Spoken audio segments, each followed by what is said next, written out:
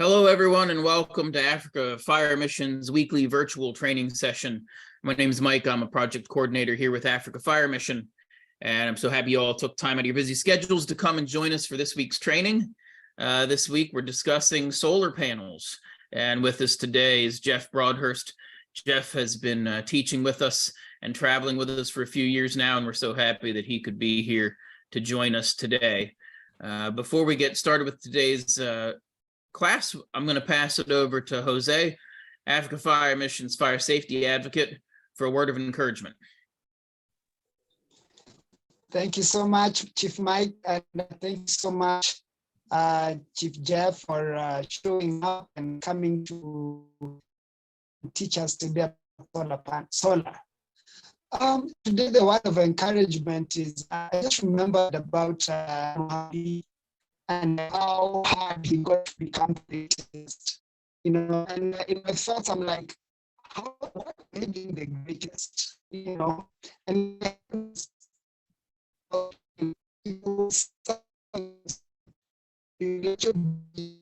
it takes for you to go get it.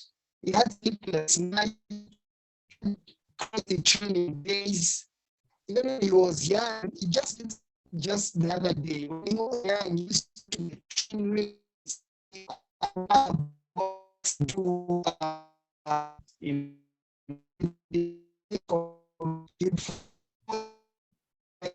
it was like the days, you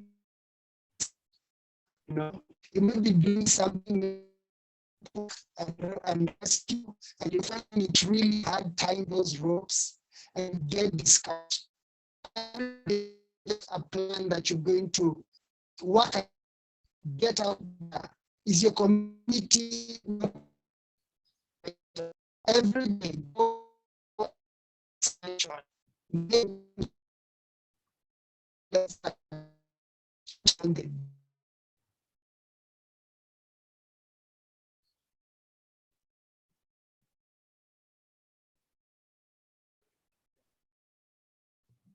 All right, thank you very much, Jose. We appreciate those words that you give us. Before we get started with today's class, just a couple quick reminders for you all. If you stay with us for at least 70% of today's training, which is usually about 40 or 45 minutes, you'll receive a certificate of attendance. If you're watching with other people, please email Leah at africafiremission.org. I'll put that in the chat for you so we can get certificates for all the people that may be joining you as well on your screen there. I'll invite you all to stick around afterwards for tea time, where you can ask more questions about today's class or anything else that may be on your mind. Keep your eye on the chat. I'll be giving a link to our Google Drive where you can get access to this training and any of the other trainings that we've done so far this year. And those you can take again offline and receive a certificate of attendance for those after you answer a few questions about the training. At this point in time, ready to turn it over to Jeff for our training on solar panels today. Take it away, sir. Let me get this up. So hello to everybody in Africa. This is Jeff Broadhurst. I'm in Pennsylvania in the United States. Today we're going to talk about a little bit about solar electricity, which is kind of a newer topic in the fighting arena.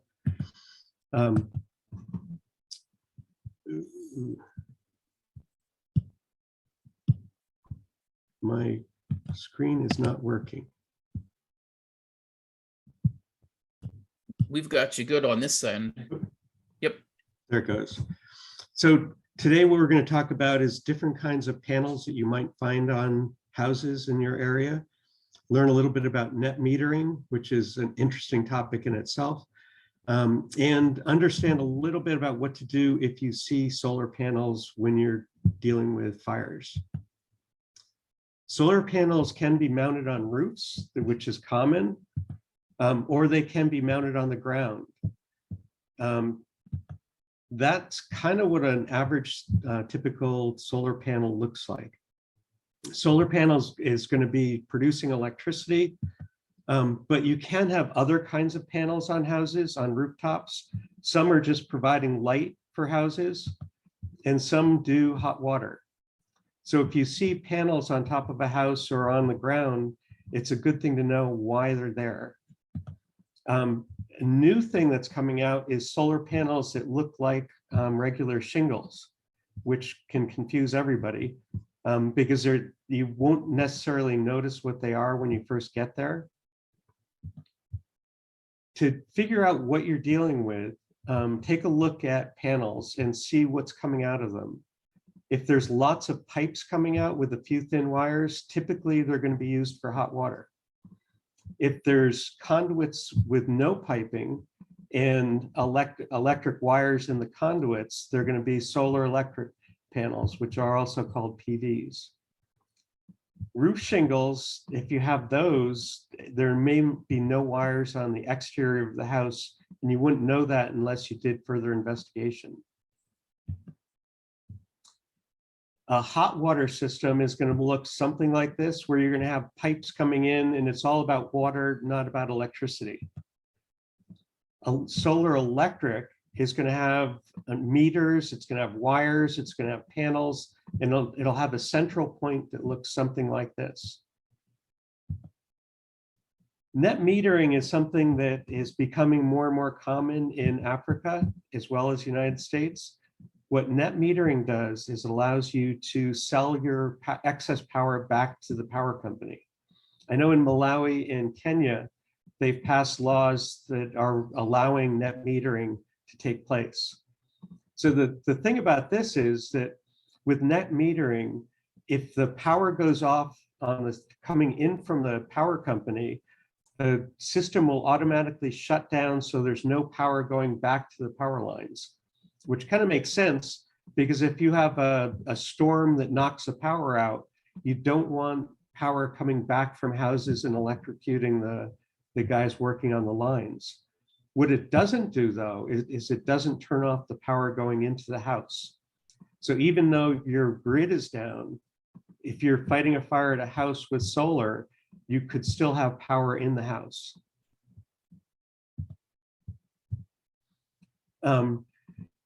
With solar power, it's good to do a 360, as you probably already do know, which means when you're going to a fire, walk around the house to find out everything you can. The more knowledge you gain from that, the safer your team can be when they're fighting the fire. Generally, solar electric systems are going to have a central control panel. If you have wind power, same thing, it's going to have a central control power. The tricky thing is the breakers, if you turn off the power to a house, you may not be turning off the power to the solar system. So it's good to do a lot of research when you're fighting a fire which has solar panels, because they can have breakers located on the outside. In my house, for example, we have ground-mounted solar panels, and outside there's a separate turn-off switch for the grid and another one for the solar system. So if I had a fire at my house, we would need to turn off both of them. So you can also have batteries associated with solar. The advantage of this is if the grid goes down at night, for example, your batteries can power your house. It does make it more confusing for firefighters because the grid can be down, everything can be down, and it can be night, so you're not producing, but you can still energize all the wires in the house through your batteries. Another thing to notice about the batteries is that they could be the cause of the fire. A lot of the batteries are going to be lead acid batteries or lithium ion batteries. Those can burn ferociously and also produce toxic smoke. So if you have a battery fire inside a house, it'd be much better to be wearing BAs or SCBAs to protect your lungs. With solar panels, you always have to assume that everything's live, because as we've been discussing, there's a lot of different ways for power to be getting into the house. So if the sun is shining, electricity may be being produced, It may still be going in through the wires, even though the grid is down. Covering panels with a tarp is one way that may reduce your risk because it's going to shut down the electrical production coming from those panels. It's important to know how to shut off a solar panel. So make sure you do your research. And it's also a good thing to do this before you have a fire. So in our fire district, we have done pre-planning, which means we'll go out to a house that has solar electricity and learn from them how to turn it off and how to stay safe if we're fighting a fire with them. There can also be a phone number associated with the panels of the person who installed the system. It's not a bad idea if you have a house fire with solar panels to call that person and ask them, how do you turn it off? It's always better to do this up front so that you know within the area that you're covering what your risks are and how to reduce your risks.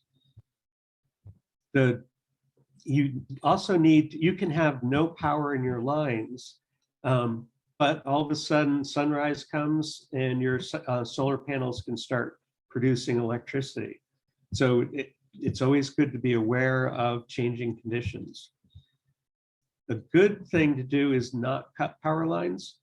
Cutting power lines that are energized is obviously really, really dangerous. And not knowing if they're energized is a common thing. We have hot sticks, which determine if a line is live. The odd thing with them is it's for AC, alternating current. Most solar panels are producing direct current or DC. So even though if you had a hot stick, which can sense electricity, it might not sense it in a solar system.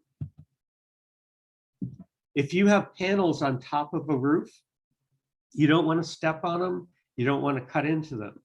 So we do vertical ventilation, which means cutting a hole in a roof when a house is on fire. When you have solar panels on the roof, it gets really, really complicated because you don't want to cut into the panels, step on the panels. It makes it so that you want to be very careful about what you're doing. Any questions? Mike, do you want to open it up for questions?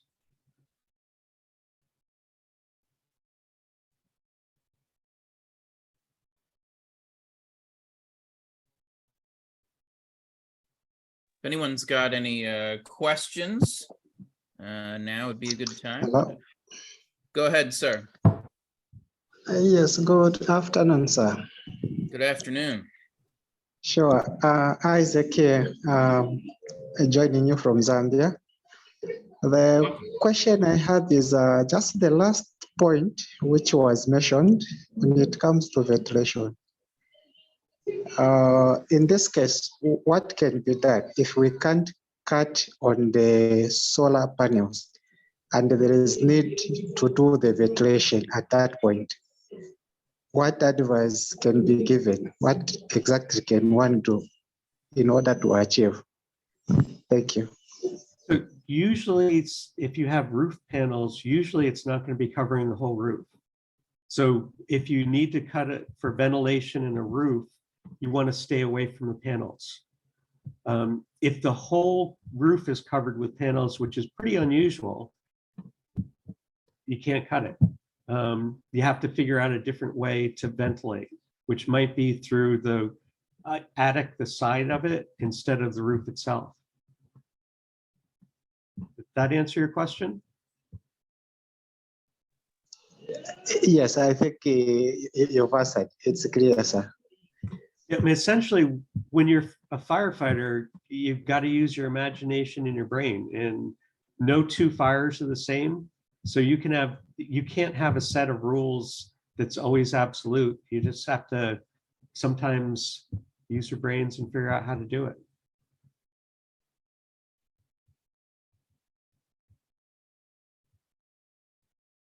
Any other questions?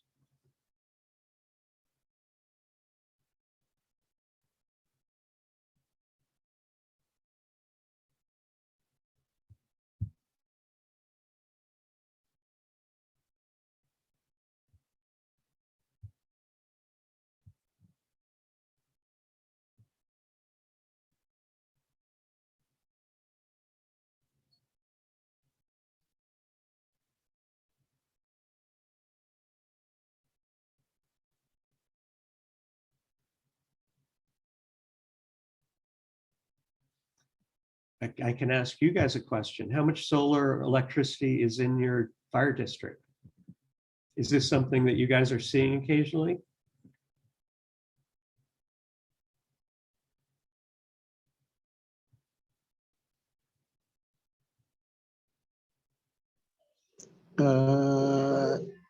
I think for me, not really, because we don't have much of the solar system currently in my location, so not much. When I was getting ready for this, I was doing a little research on net metering, for example, in Africa. And I've noticed that a lot of countries have recently passed laws allowing for net metering, which means if you don't see it now, it's something that's coming your way. Sure, sure.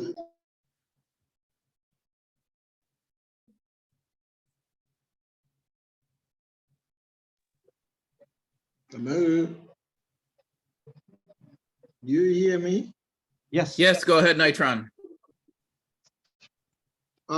You have asked a question that in your countries, you have solar panels, which at least we are using.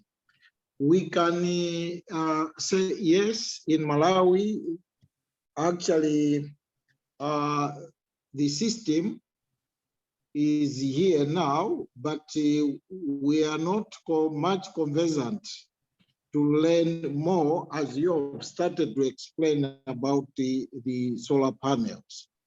But by and by, because most of the houses, mainly most of the houses, they have got solar panels and batteries they are using because of blackouts, which we have experienced in the country for a long time. And on the larger notes, I understand there are these companies who are holding or who are manning the solar panels, and we are not yet called to such incidents. Hope definitely as they are coming in the country, we are expecting to be called for such instances.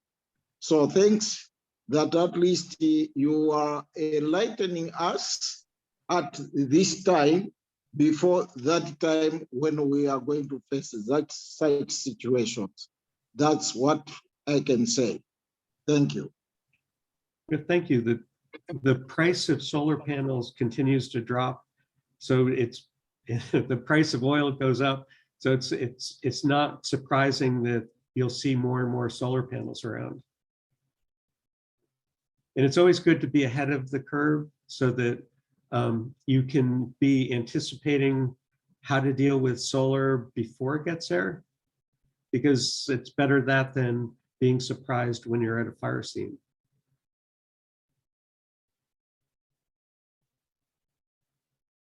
I think one of the big takeaways is that there, from the firefighting perspective, there's not a whole lot of complexity that this adds to our jobs. We've got to isolate the power supply. We've got to shut it down, right? And we've got to be cautious of the panels themselves, the extra weight that they provide, on the roofs and things like that. So we've got to be worried about that sort of collapse potential, because there's more weight on the roof than we're used to for those roof mounted panels. But for the most part, there's not a whole lot of extra hazard that we have to concern ourselves with once we've isolated that power and whatnot.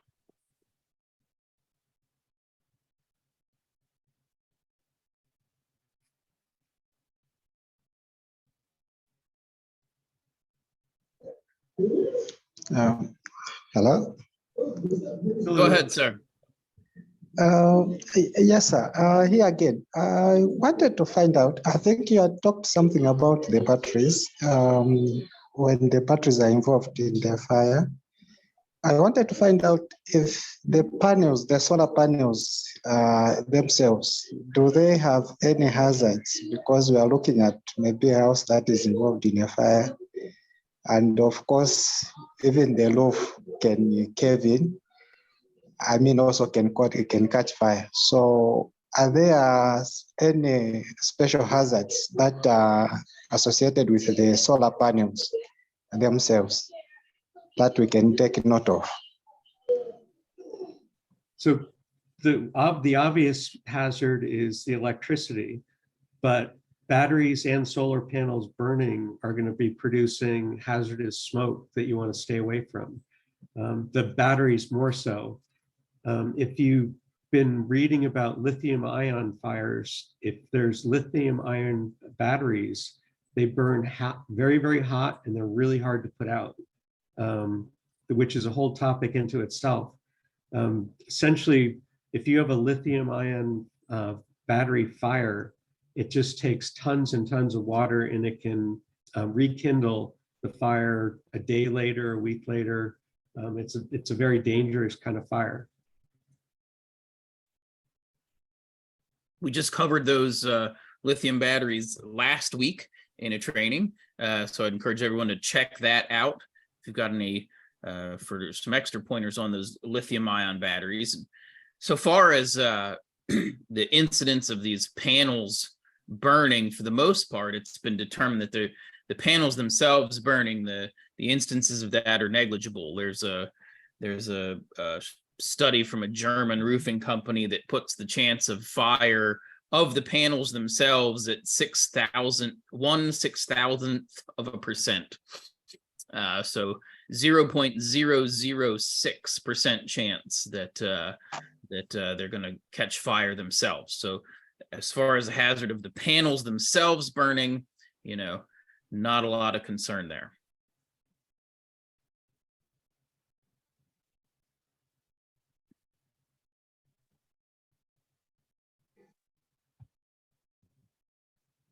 Any other questions or anything else that you guys are seeing? I know that we've seen you've got some of the larger, what we would call a solar farm in the area. Have any of you been called to any types of incidences involving these larger solar farms or anything like that?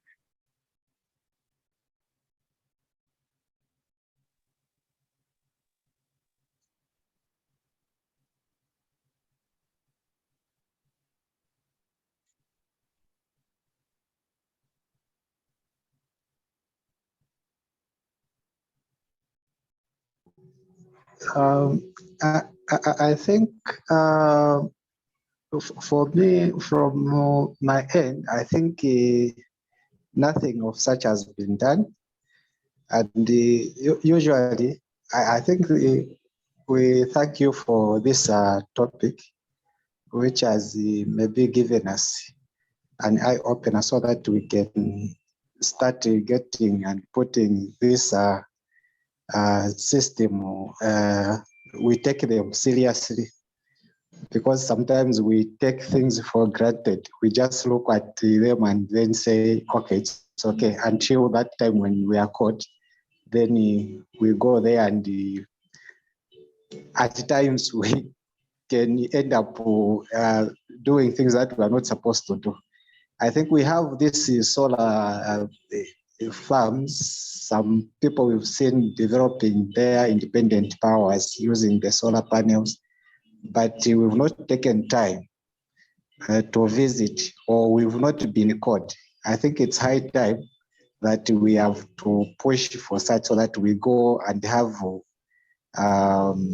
a tour and understand some of the things that has just been discussed here. We look at the isolation, how we can possibly isolate in case there is a fire there. I think I personally have taken note of something, and it's worth putting into action.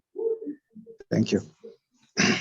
I think that's one of the most important points of the topic today, which is get out in front of it, go visit places that have solar power, talk to the owners, talk to the installers. Installers are even better because they know more about the internal workings of the system, and then figure out if you have a fire, what are you going to do? And it's a lot, as you're saying, it's a lot easier to do that ahead of time, talking to the owners and the installers, than the night of a fire. 3 in the morning. Go ahead, David. I see you've got your hand raised there.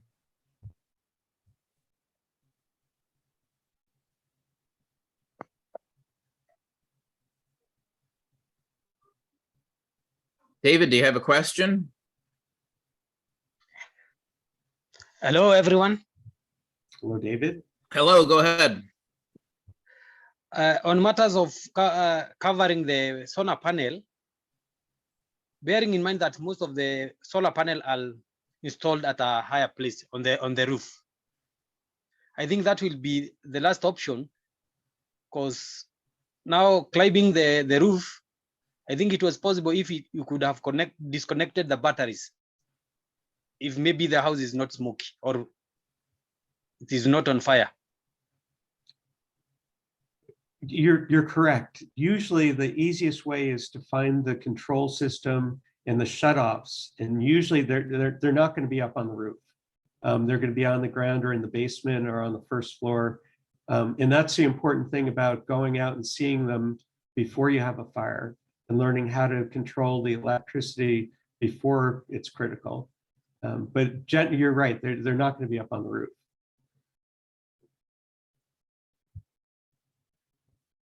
That's a good point that we sometimes might take a little bit for granted here, is that access to the roof can be very difficult for some of the fire brigades that we've got attending here. But that's one of those options if you can't if you can't find the shut off, is to try to block that panel off with a tarp or something like that.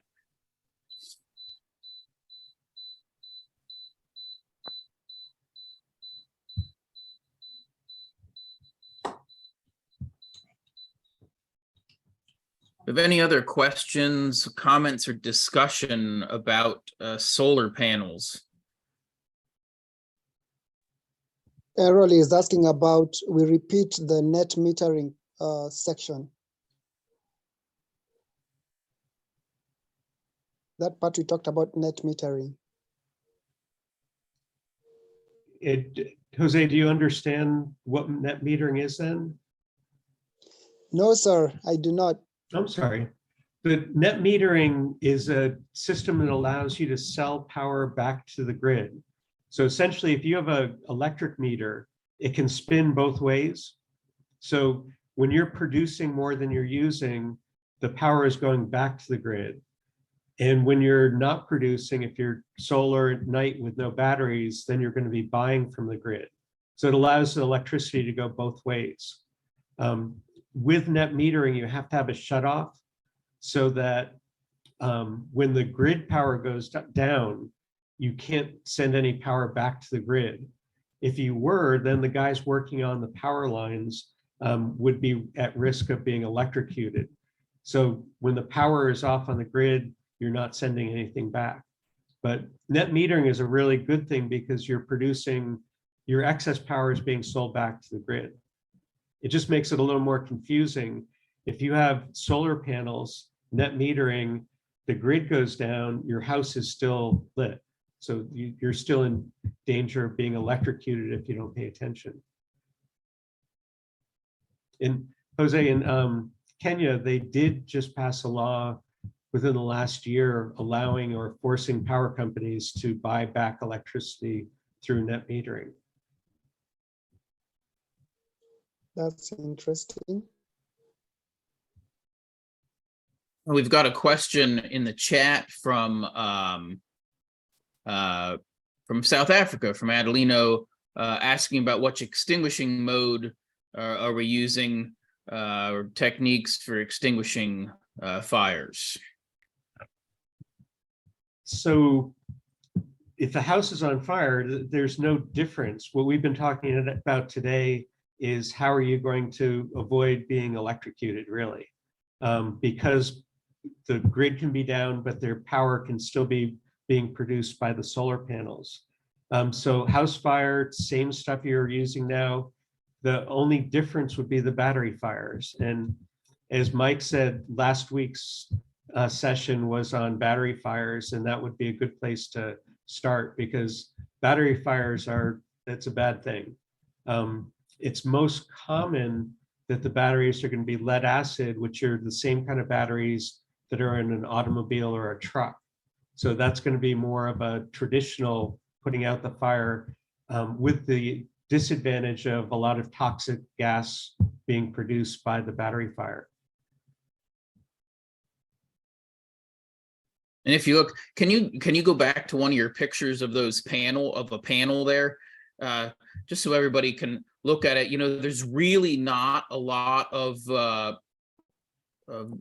materials that can burn on your solar panels themselves, right? So you've got some framework, you've got some glass, okay, but we don't have a whole lot there that's going to be involved in fire. And that's actually a good picture that we're looking at there. Picture that later on in the year when that vegetation that's underneath is dried out and isn't that nice green. More of our concern for a fire there, I think, would be just in the vegetation that's around it, more than the panels themselves. Obviously, there's some value there to those panels, that the people that own them and work with them want you to try to prevent damage to those panels. But more of what we're worried about burning here is just going to be sort of the vegetation and the surrounding areas, right?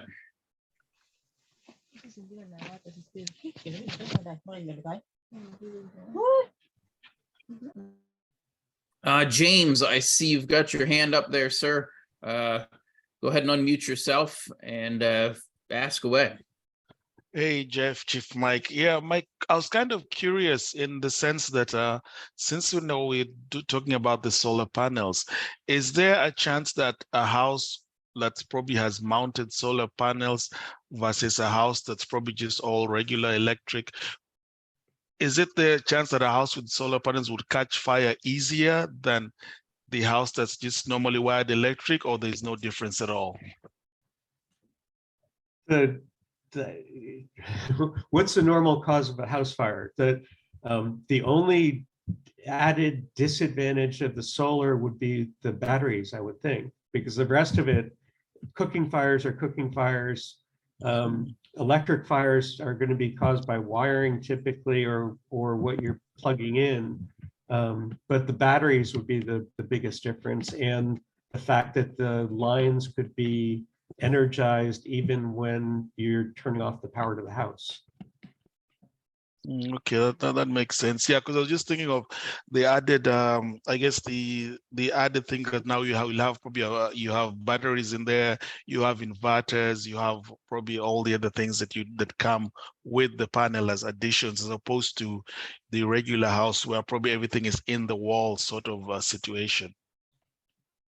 Yeah, I think the big thing is the batteries. I think that's going to be the biggest added risk. Okay. Yeah, Okay, all I right. think that it Hello? depends a bit on the installation as well. You know, the professionally installed systems shouldn't really have that extra concern. The only concern I would have, as it's a new technology, the sort of do-it-yourself and the people that may piece a system together on their own and don't fully understand how the systems work, that could provide a complication because you've got a little bit of extra wiring there. And if they're not properly installed, certainly that could cause an issue. But for the most part, I got to agree with Jeff. You know, there really isn't a whole lot of extra concern there, but for the, couple extra electrical systems. Okay, that makes sense. And I'm assuming then also in terms of the fire extinguishers, then would just go with kind of almost the same ones. You'd have a variety like what you'd have in an office for the same house, I guess. And again, the big difference is the batteries. If there's Just the batteries. Yeah, Roger. And anybody that has solar doesn't necessarily have batteries. You don't have to have batteries to have solar. Roger, that makes sense. Yeah. All right. Thanks a lot. Sure. Thanks for the question.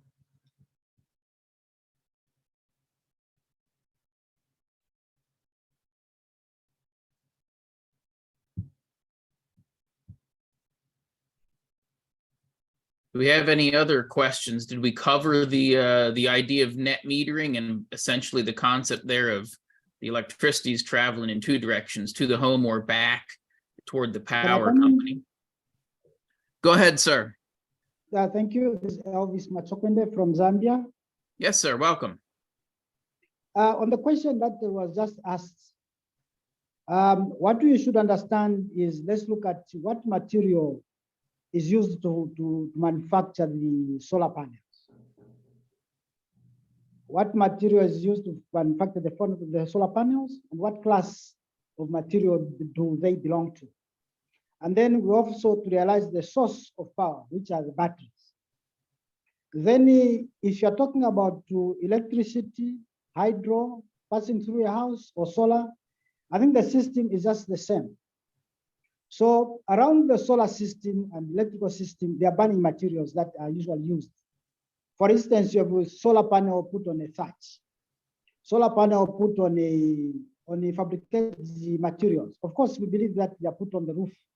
Sometimes they're not put on the roof, you might have a grid of solar on the ground. So the risk from the panel is very minimal. The risk is from the battery source and the inverters. If at all, we have to look at the risk. So that is what I thought I should contribute. So what will be affected is the burning material that makes up a house. Thank you very much. Yep, very good point. And you know, that's where when we're looking at our class of fire, we just have to be cautious if we're dealing with an energized electrical source or not. So we, as Jeff said, as we disable that power supply, we cut those switches, we're back to just our regular sort of standard house fire. We've got a question in the chat about how the systems are secured from being struck by lightning. Oh, that's a good one. It's the same way as a house with regular electric. If you have lightning rods up, then that's a really good thing to prevent a house fire from lightning. And if you don't, it's the same thing. The lightning could strike the solar panels on the roof and do the same thing as if it hit the power line. It'd fry everything electric in the house. So lightning rods are not a bad thing to have. And essentially they're taking just taking a cable into the ground to ground it and give that lightning a free path into the earth ground to try to prevent damage, right? And most solar panel systems, like most electric systems, are going to be grounded, I would hope. Yeah.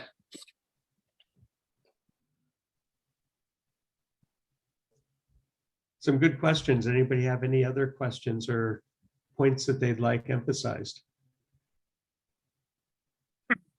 We've got a question in the chat. Is there any advisable location to store your batteries and inverters? That gets into what are your options? In the area I live in, it's usually in the basement. The batteries, you want them safe. Most people don't plan on them bursting into fire, but you want them as isolated as you can from the rest of the living portion of the house. If they're lead acid batteries, they can create gases that you don't want to inhale. So if you're using lead acid batteries, you probably want to keep them away from the living part of your house. But it's kind of when people are installing solar systems after the house is already built, you already have a panel, electrical panel, where the power is coming into the house. And generally that's where the solar control panel is going to be, near the regular control panel for the house.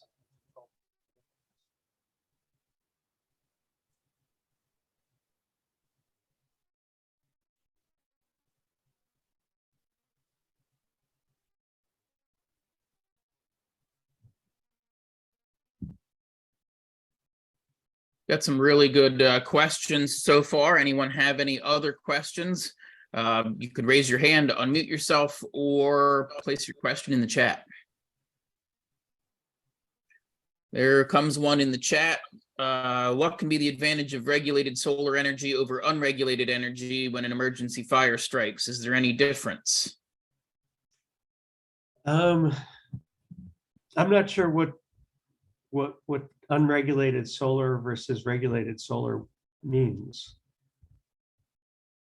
Could you clarify that? I think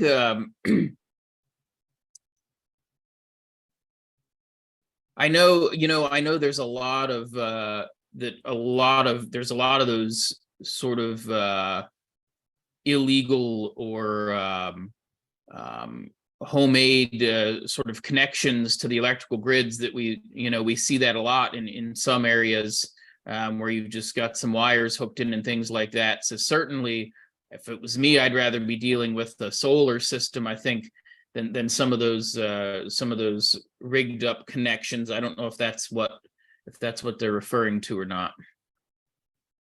High voltage versus low voltage. A little bit of the difference between dealing with the alternating current or the direct current. So with solar electricity, generally the panels are going to be producing direct current, and then the inverter is going to be turning it into alternating current that's used in the house. So that's an added complexity because you're going to have both direct current DC and alternating current AC in the same house, depending on whether it's between the panels in the inverter or after the inverter. And yeah, the direct current is deadly. Any of the direct current probably is more dangerous than the regular voltage coming into the house. So it's something to be very aware of. And it's the amps that we're worried about more than the voltage too, because you can be exposed to high voltage and low amps, and so I guess that's the thing with our battery systems that are pushing 12 volts or even 24, 36 in some of the bigger systems. Sometimes we think that may not be as dangerous as the 220 volts that we've got in the alternating current, but it can be quite the opposite. Correct. And the skill of the installer is probably as important as anything else, because if you don't install any kind of electricity correctly, it can be a danger. Whether it's solar or regular, grabbing it from the power line, running by your house, if you're doing it poorly, it's dangerous. Mike, I see that you've got your hand raised there. Go ahead, sir.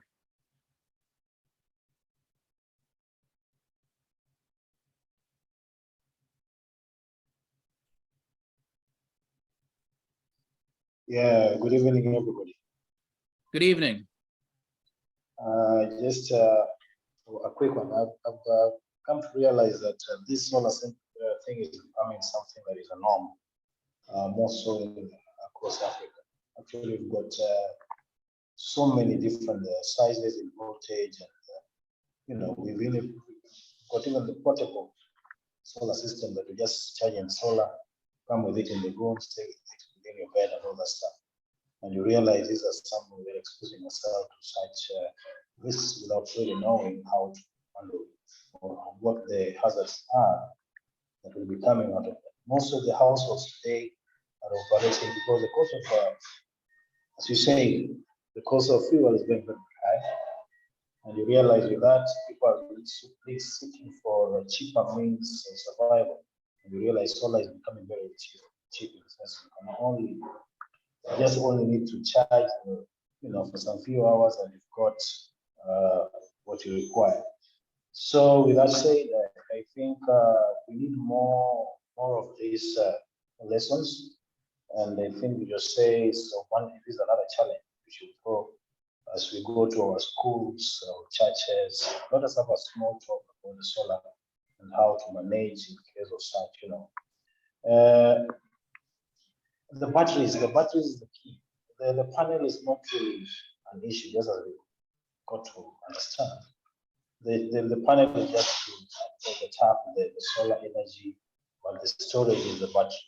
So the storage is where the concentration is. And we realize in our setups, we always care more about the security of our things more than safety. So we find people want to keep the solars and panels so close or somewhere close within the rooms, which again, we are making the situation much more worse because whenever you close them, it's not easy to really always look at them. Another thing that you've really highlighted about is the installation part. Yeah, if you don't do proper installation, the cabling and all that, we are actually looking at a very dangerous situation. So over and all,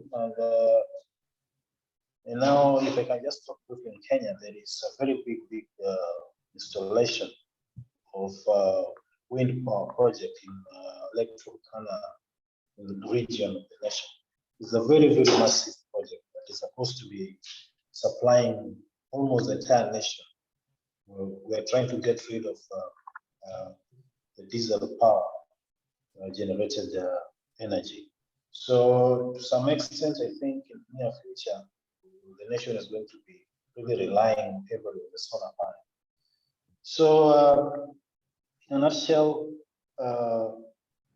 it's more of we need more learning on this particular lithium battery. It's becoming part of our life.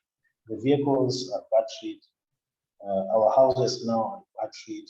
You know, you find it's now closer to us than before it was. So it's a high time that all of us get to more information, look for some videos, get to learn more, so that we can become more safe by actually sharing with our loved ones. So with those few remarks, I would like to end it there and wish everybody well this evening. Thank you. Yep, you made some great points. Thank you very much for that contribution. I saw we had a question from Nigeria there.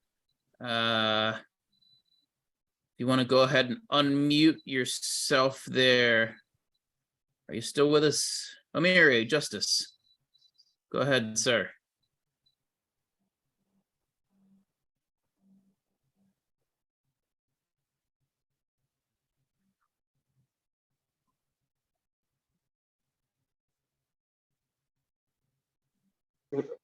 Okay, thank you very much. I really like the topic. It's a very good one. And I want to just contribute in terms of the installation, especially the solar panel wires.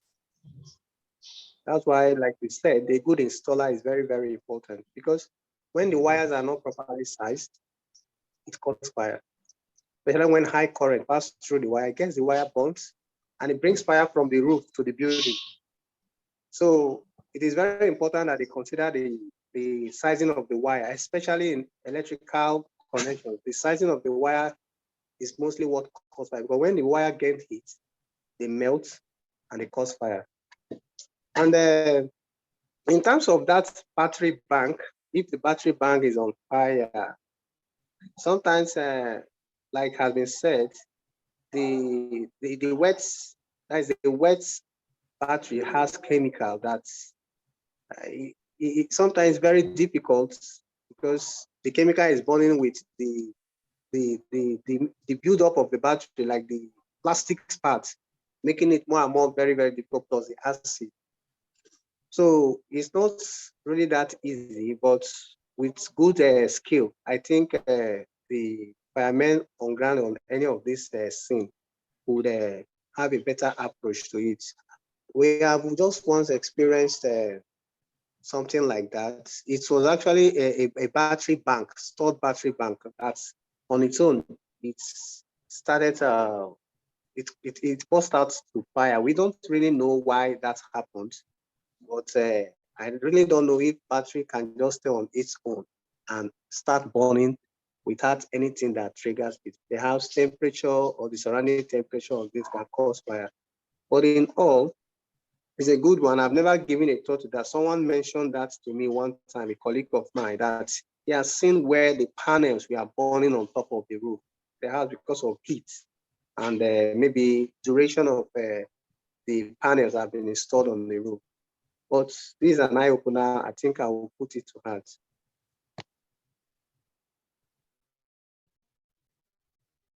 Thank you, sir. We've got one more question there in the chat. What's the main loss of energy from a solar panel? I'm not quite sure what that question means. Jeff, what do you think?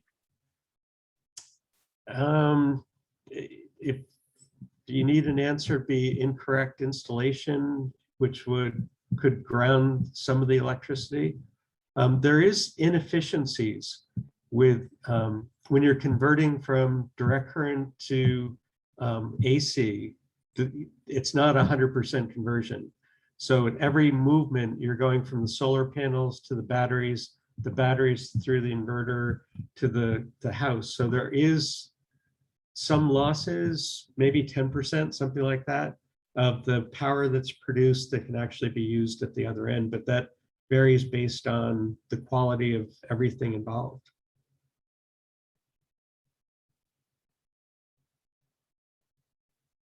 Hope that answered the question. Omiri, go ahead, sir. I see your hand raised again. Okay, when you have a solar panel, each of those panels have their efficiency. So you will see that no matter how the energy they attract from the sun, there is certain amount of energy they give out, and the rest is not useful to the panel. So I feel it depends on the producers of those panels and the rating efficiency of each panel to know the energy loss in the panel. And of course, electrical devices, of course, have loss to it, and the energy, part of energy are also used to do work. So there are little or no much energy lost in terms of those electrical, but for solar panels, it depends absolutely on the specification of that panel to determine how many energy is lost from the sun, they trapped. Yep, very good. At this point in time, oh, Mike, we've got one more. We'll take one more question, Mike. I see you've got your raised hand there. Go ahead. Just to add on top of what a friend I just talked about, you know, the panels just receive the energy. Then there's an inverter. Okay, the inverter is the one that now takes the energy and now stores it in the batteries. So it's a line, you know, it's a line from the solar to the panels to the inverter and now to the batteries, so that you can be able to, actually battery is just a storage. So you can use it directly. The inverter can allow you to use after filling the batteries, you can use the excess directly in your normal other duties until that time that you don't have more solar. And that's when the storage starts to be used. Ideally, one more thing I want to talk about is on the issue, but again, the quality, as you say, is very, very important. Quality of the equipment you're using, not equipment, but the installations, and even the manufacturers is another thing. So it's very, very important. The cheaper it is, you know what cheap means. Another thing is on you must ensure that earthing is another thing that I've noticed. You'll always be getting shocks from different things without knowing really, if you don't do proper earthing of everything you're using in the house. And again, make sure never to overload just the electric things that is normal. Overloading, you know, is something that can always cause fire. The entire electricity thing that we always learn about, just maintain that. And again, something on the part testing. Ensure our cabling, you know, they cannot stay that way for the rest of their lives. There comes a point that we need to do part testing of the wires. The wires must be checked after, you know, commercially they say after each and every 20 years, you should do an entire check of your wires in the vein, because we have rodents, you know. Rodents will be coming and biting pieces of you without you knowing. So part testing is whereby you check the wires, if you need to replace, not really, but you have to replace the entire cabling of the wires of your house. So majorly, these are things that we really need to now to focus back on, check very well so that we know where are we. I know most of the buildings we live in are more than 20 years, never been checked. No, we don't know what's going on. So really, we have a lot to do. Thank you. Excellent. Thank you so much. Thank you for those great comments. And at this point in time, I think we're going to wrap up our training session, our formal portion of the training session for today. There's been a lot of great questions and a lot of great conversation. Thank you very much, Jeff, for taking time out of your schedule to come and join us today. We really appreciate your knowledge and your expertise and taking the time out of your schedule to share that with us. At this point in time, we're going to switch over to our tea time. Thank you all for attending and encourage you all to join us again next week for our training. Thanks, everyone.